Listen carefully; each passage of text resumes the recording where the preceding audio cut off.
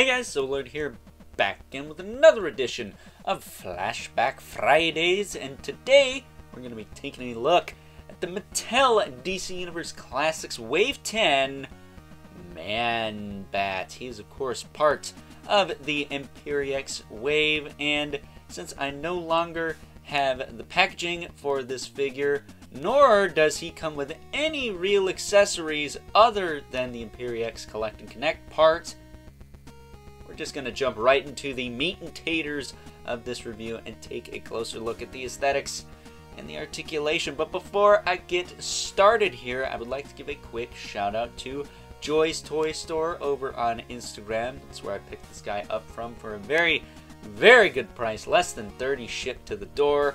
Yeah, it was loose, but he was fresh off the card with the Collect and Connect part, so that definitely works for me.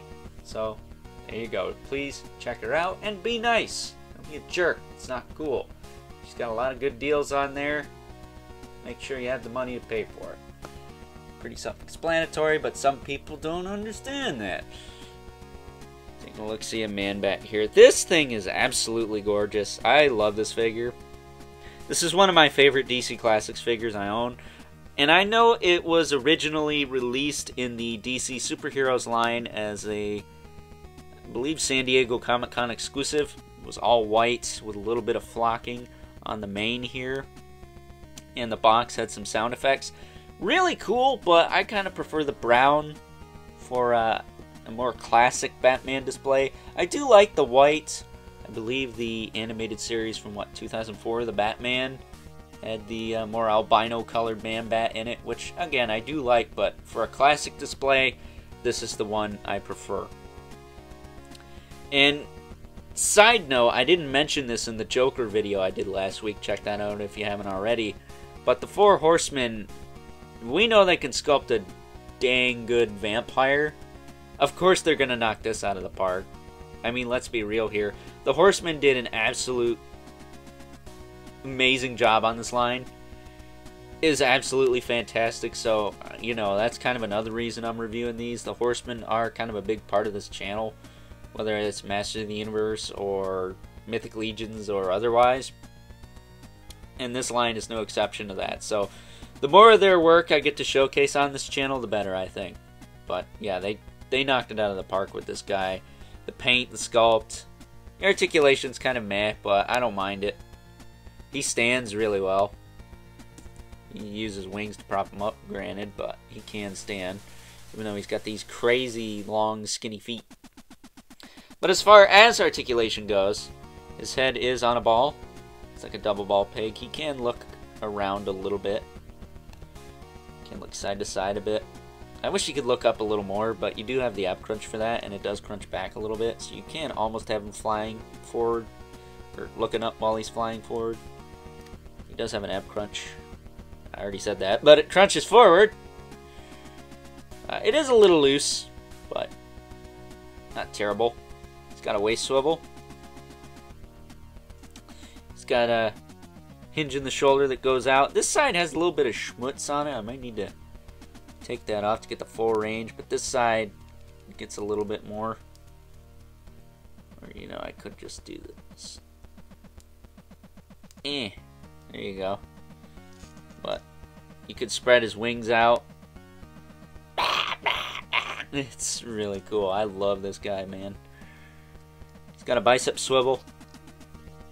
He's got a single joint in the elbow, which he's got pretty clean joints here and there. This could be smoothed out a little bit, but not terrible. Almost like the Marvel Legends Sauron Build-A-Figure, which I might check out during these Flashback Friday videos. Never said how old this stuff had to be. He's got a swivel in the wrist with a hinge. And he's got some wing connected to that. Now that's probably my only gripe with this guy. His wings do kind of break apart a bit. This is obviously, again, pre-Marvel Legends Sauron Bat, but what they did is they put a little pin here, had the rest of the wing articulate on that so you could spread it in and out.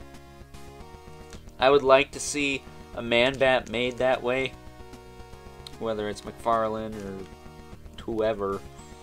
It'd be really nice to see a Man-Bat with that kind of engineering. think he'd benefit a lot from it. Does have movement in the hips here.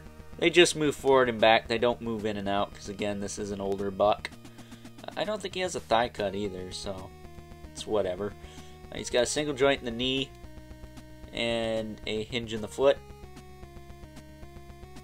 And I think he has, no peg hole there. At least I don't feel one. I don't know if he has peg holes. Maybe he's got one. You know, I think I feel one on this foot. I think he might have one. But at any rate, getting him at his max height here. This thing is kind of big, too. For a Classics figure, a DC Classics figure, this guy's kind of large and in charge. They didn't tend to get this big. But this guy was kind of the exception to that rule. But you kind of have to have his feet bent, much like the neck of Goliath figure I looked at. Everyone was trying to stand him upright, and that's not how you do it. You gotta kind of have his legs bent back and his feet bent forward. I mean, he can lose a lot of height and be kind of like average size for this line. I mean, look at that. That's pretty small, but getting him somewhere in between, that's kind of where I like to be at. But again, he is a little top heavy because of the wings. That's just a given. I mean, he's got the wings. He's supposed to have the wings. Man-Bat without the wings is not Man-Bat. It's a vampire. You got it? But I guess we'll just prop him up against the back there, because that's really all I can do right now. Ah, there we go. He's standing up. Yeah, awesome figure, man. I love this guy. I love the paint. I love the sculpt. The articulation's kind of whatever, but it's good enough. I have this guy mostly hanging up by my window anyways, so that doesn't really bug me too much. There we go. That's a little better. But with that being said, let us now take a look at some comparisons.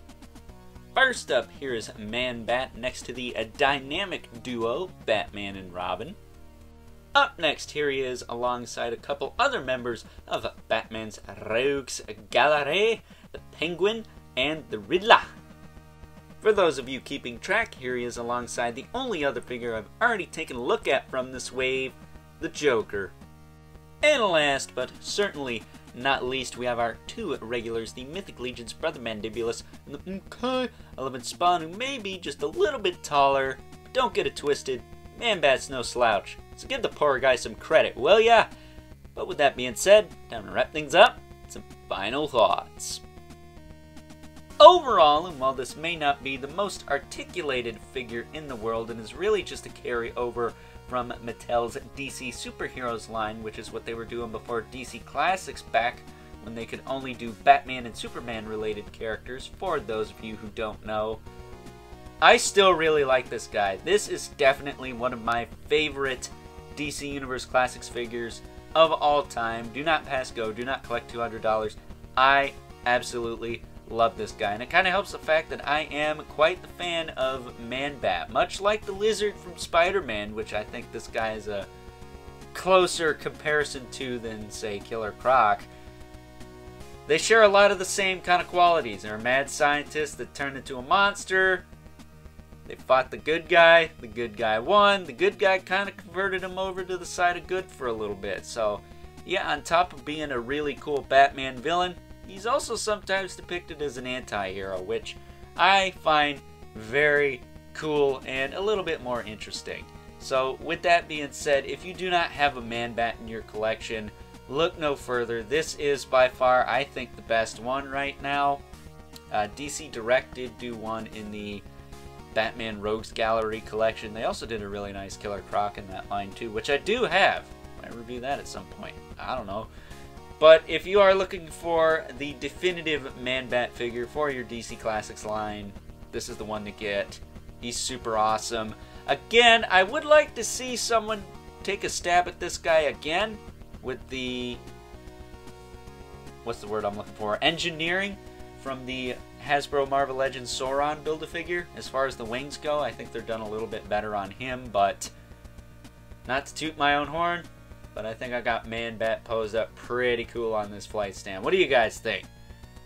With that said, I hope you guys enjoyed this week's installment of Flashback Fridays. If you are so inclined, please don't forget to comment, like, subscribe, and hit the bell so you know whenever I upload more content to the channel. Got plenty coming your way, don't you worry.